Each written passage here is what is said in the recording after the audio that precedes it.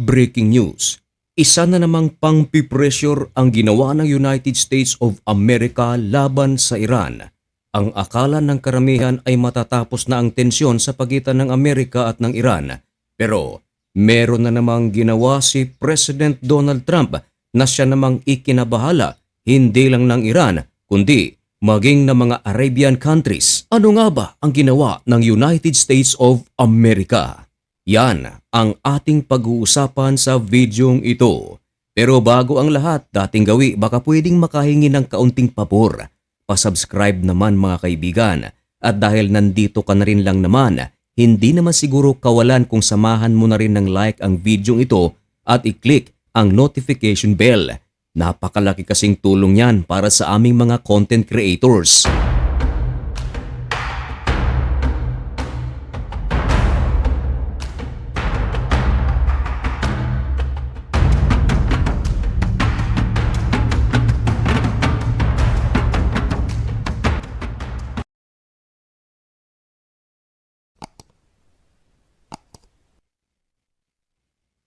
Maligayang pagbabalik mga kaibigan. Happy Valentine's sa inyong lahat. Kumusta kayong lahat? Ngayon ay February 14, 2026 at nagbabaga at napakabagong balita na naman ang ating ihahatid sa inyo.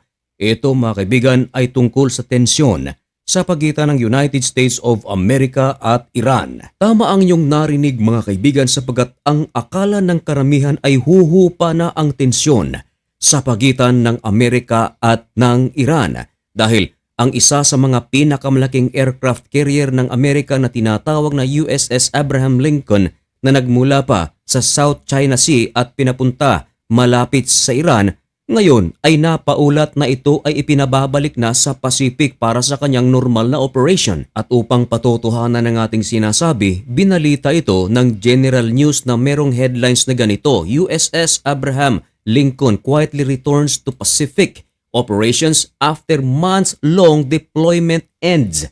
Ipinadala ito ni President Donald Trump sa Middle East. Ito ay upang pressurein ang Iran dahil napakalaking gulo ang nangyayari sa loob ng kanilang bansa at nais ito na pahupain ni President Donald Trump.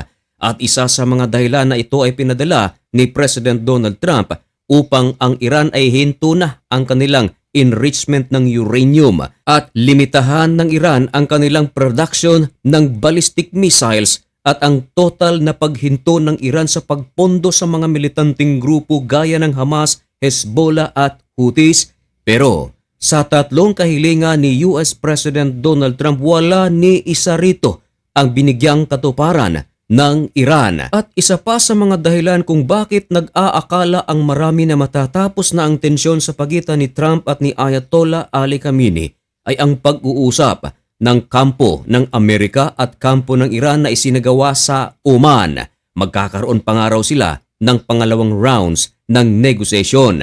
Pero mga kaibigan, wala pang petsa kung kailan ito magaganap.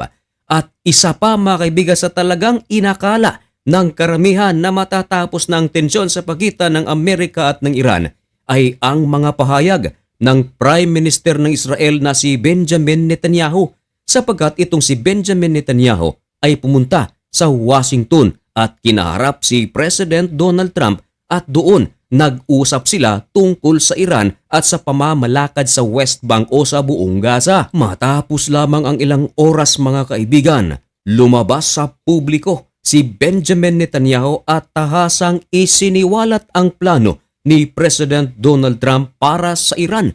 Sinabi ni Benjamin Netanyahu na ipagpapatuloy raw ng Amerika ang kanilang negotiations sa Iran. Ito mga kaibigan ay isang pampalubag loob para sa Iran at ito mga kaibigan ay huhupa ang tensyon sa damdamin ng maraming mga tao. Pero paano kung hindi pala ito gagawin ni Trump? Paano kung ito ay simula pa lamang ng aksyon ng United States of America? Dahil mga kaibigan, ilang oras pa lamang matapos mai-upload ang video ito, lumabas ang balita na maliban sa USS Abraham Lincoln aircraft carrier ng Amerika, meron na namang ibang aircraft carrier ang Amerika na ipapadala malapit sa Iran. And of course, bawal tayong magsalita rito ng walang pruweba. Ibinalita ito ng NBC.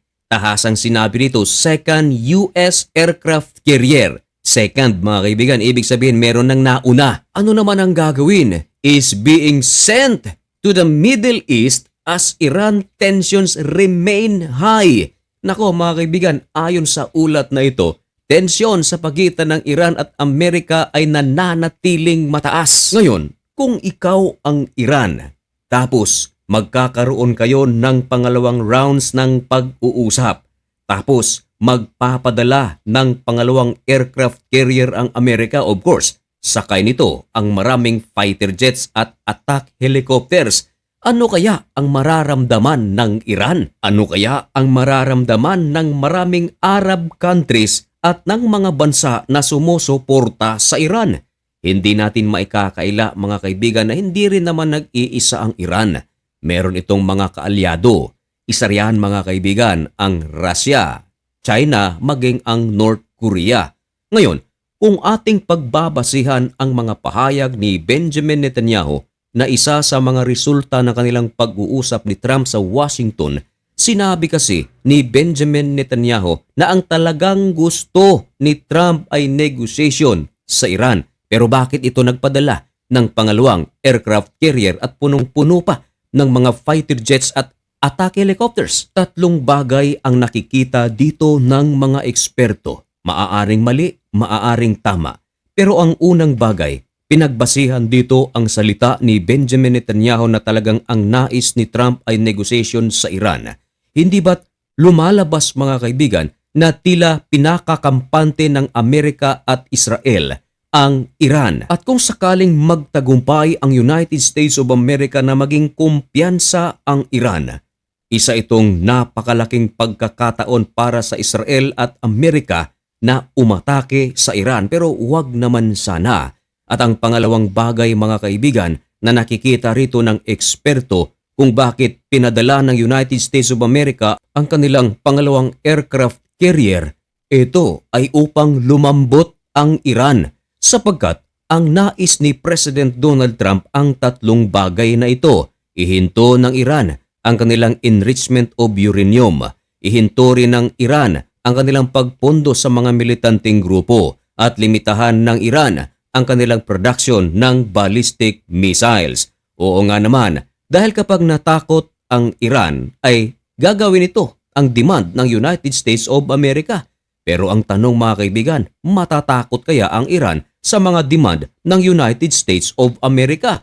At ang pangatlong bagay mga kaibigan, kung sakaling hindi sundin ng Iran ang demand ng United States of America, malaki ang possibility na sa napakaraming warships ngayon ng Amerika sa karagatan na malapit sa Iran at mga aircraft carrier at mga fighter jets at mga sundalo sa lupain ng Saudi Arabia at ibang Arab countries maging sa Israel, pagkakataon na ito upang salakayin ng Amerika ang Iran. Pero ang tanong mga kaibigan, tanging pagsalakay nga lang ba ng Amerika at Israel sa Iran ang tanging makapagpapahinto sa nuclear weapon project ng Iran at pagpapahinto ng pagsuporta nito sa mga militanteng grupo na nasa Middle East at ang paghinto na ng ballistic missile production ng Iran? Sige nga mga kaibigan, ipaalam ang inyong mga malulupit na opinyon dyan sa comment section. At kung ano man ang mga susunod na update sa pagitan ng Amerika at ng Iran at Israel o Middle East, yan ay isa sa ating mga tututukan dito lang sa channel na ito. Kaya kung nais mong maging updated at baka gusto mo ang ganitong mga contents at baka naman bago ka lang sa channel na ito, huwag kalimutang i-press ang subscribe button. Hanggang dito na lamang muna ang video ito. May God bless you and thank you so much for watching. Goodbye.